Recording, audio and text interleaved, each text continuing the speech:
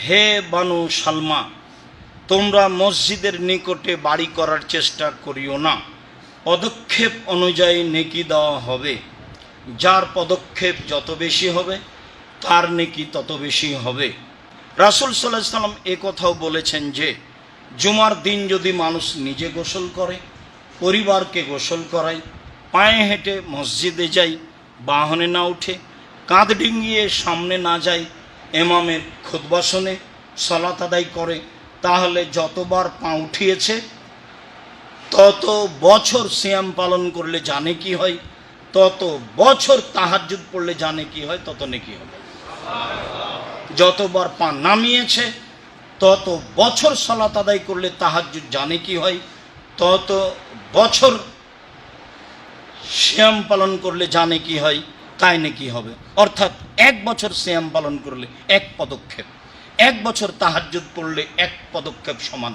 তাহলে পদক্ষেপ অনুযায়ী নেকি, তাই তিনি বললেন।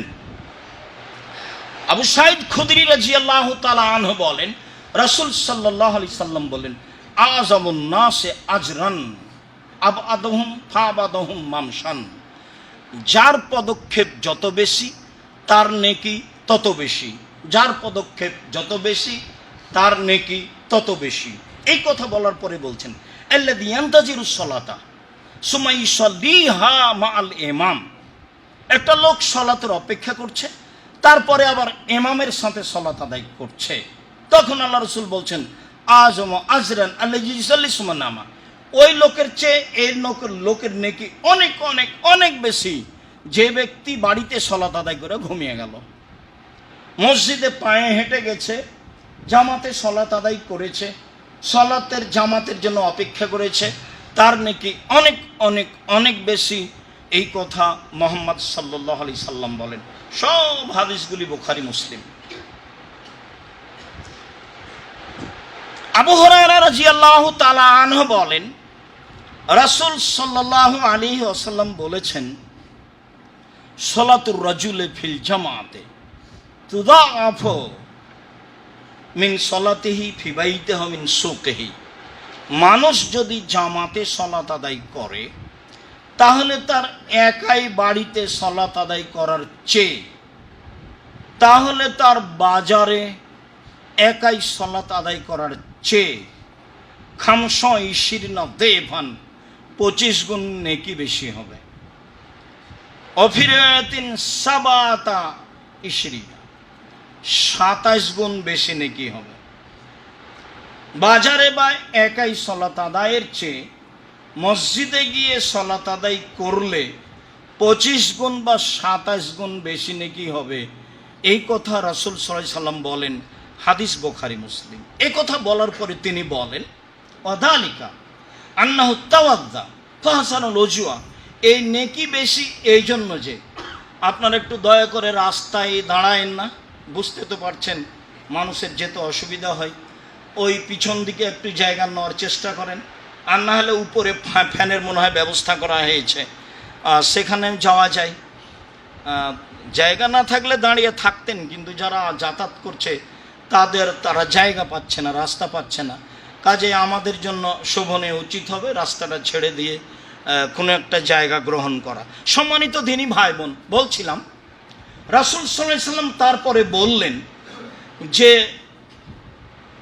এটা এই জন্য যে সুন্দর করে ওযু করলো, সুম্মা খারাজা ইলাল মসজিদ, তারপর মসজিদে গেল, লা ইখরুজু ইল্লা সালাহ, আর শুধু সালাত আদায়ের জন্যই মসজিদে বের হয়েছে, তো লাম তাখতু খুতওয়াতান ইল্লা রফিয়া বিহা দারাজাতুন ওয়া হুত্তা আনহু সায়া।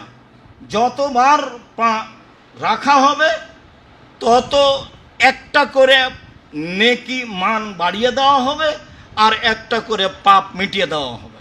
যতবার পা রাখবেন, যতবার পা রাখবেন তত পদক্ষেপ সমান একটা নেকি।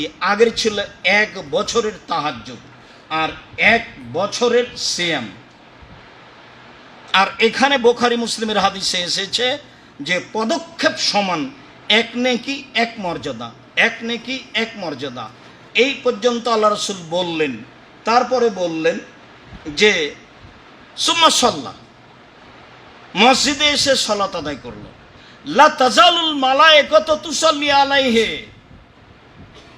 মা দামা ফি মুসাল্লাহু, যতক্ষণ পর্যন্ত মুসাল্লাত সালাতের জায়গাতে থাকলো সালাম ফিরার পরে, ততবার ফেরেশতা এই কথাটি বলছে। এখানে মনে রাখবেন, যতক্ষণ থাকছেন, যতদিন বেঁচে থাকবেন, বাড়িতে যান, যেখানে যান, এই কথা মনে রাখবেন। আর যতদূর সম্ভব পাশের লোক একটু বলবেন। এখন শোনেন, আপনি সালাম ফিরে বসে আছেন, তখন ফেরেশতা বলছেন আল্লাহুম্মা সাল্লি আলাইহি, আল্লাহ তুমি তার প্রতি দয়া করো। আল্লাহুম্মা রহমহু, আল্লাহ তুমি তার প্রতি রহমত নাজিল করো। আল্লাহুম্মা গফির লাহু, আল্লাহ তুমি তাকে ক্ষমা করো। আল্লাহুম্মা তুব আলাইহি, আল্লাহ তুমি তার তওবা কবুল করো। মালাম ইউযি ওয়ালাম ইহুদিস, এইটা অতক্ষণ পর্যন্ত ফেরেশতা বলতে থাকবে যতক্ষণ পর্যন্ত আপনি আর একজনকে কষ্ট না দিবেন। একজনকে ধাক্কা দিয়ে চলে গেলেন, একজনকে পায়ের উপরে কাঁধের উপর পা রেখে ডিঙ্গিয়ে চলে গেলেন, তখন কষ্ট দেওয়া হলো, তখন আর ফেরেশতারা এই কথা বলবেন না। বা ওযু ভেঙে গেল, তখন আর ফেরেশতারা এই কথা বলবেন না। হাদিস বুখারী মুসলিম। এমনিতে অন্যদিন শুনেছি যে পায়ে হেঁটে মসজিদে গেল, সালাতের পরে বসে বসে জিকির আজকার করলো, তাহলে লোকটা হয়ে গেল সেই দিনের মতো যেদিন তার মা তাকে জন্ম দিয়েছে, নিষ্পাপ হয়ে গেল। সেটা আগে থেকে আমরা অবগত আছি। নিরুপায় ছাড়া জুমা মিস করবেন না, বরং বন্ধু বান্ধব আত্মীয় স্বজনকে নিয়ে আসার চেষ্টা করবেন। আমি আপনার ধর্মীয় ব্যাপারে চূড়ান্ত সঠিকভাবে কিছু না কিছু উপকার করবো ইনশাআল্লাহ। তো সেদিন তো হয়ে যাবে সেই দিনের মতো যেদিন তার মা তাকে জন্ম দিয়েছে, নিষ্পাপ হয়ে যাবে, এই কথা বলেছি। আর আজকে বলছি বুখারী মুসলিমের হাদিস, যে রাসূল সাল্লাল্লাহু আলাইহি ওয়াসাল্লাম বললেন, আপনি সালাম ফিরার পরে বসে যদি তাসবিহ তাহলিল করেন, তাহলে ফেরেশতারা 1 নম্বর বাক্য বলে আল্লাহুম্মা সাল্লি আলাইহি, 2 নম্বর বাক্য বলে আল্লাহুম্মা রহমহু, 3 নম্বর বাক্য বলেন আল্লাহুম্মা গফির লাহু, 4 নম্বর বাক্য বলেন আল্লাহুম্মা তুব আলাইহি। ও যে তওবা করছে এটা তুমি কবুল করো, এটা ফেরেশতারা বলে। যতক্ষণ পর্যন্ত ওযু নষ্ট না হচ্ছে, যতক্ষণ পর্যন্ত আপনি কষ্ট না দিচ্ছেন। হাদিস বুখারী মুসলিম। একেবারেই সালাম ফেরার পরে উঠে যাওয়া গতিটা থেকে ফিরে আসবেন, একেবারেই অপছন্দ গতি। আমি সবাইকেই সহযোগিতা করার জন্য বলছি। আর আমার যারা দিনী বোন এক একজন কষ্ট পান যে এত কেন বলা হয়, আল্লাহ রাসূলও বলতেন সালাতের পরে দানের কথা। আর এসব প্রতিষ্ঠান এভাবেই চলে, সরকারও জনগণের পয়সা দিয়ে চলে। ওরা তো আর দান চায় না। ওই 5 কাঠা জমি রেজিস্ট্রি করেন, ঢাকা শহরে কত টাকা লাগছে বক্তব্যে বলা আছে, দাম যা জমির কাছাকাছি রেজিস্ট্রি খরচও তাই। টাকাটা কোথায় দিলেন? আর একটা ভ্যাট আছে, জমির খাজনা দিতে হবে কেন? কত পয়সা সরকার নিচ্ছে তার কোনো হিসাব আছে? কোরআন মাজিদে আছে সরকার টাকা দিয়ে দেশ চালাবে, উসমানের মতো। সেটা কি এখন আছে? কত পথ আছে আপনার কাছ থেকে একটা জোর করে কেটে নেওয়ার পথ আছে, ভ্যাট এমনি কেটে দিবে, আপনার কিছু বলা লাগে না। তাহলে কোনো কিছুই চলে না পয়সা ছাড়া, একটা সরকার চলে না 10 জনগণের পয়সা ছাড়া।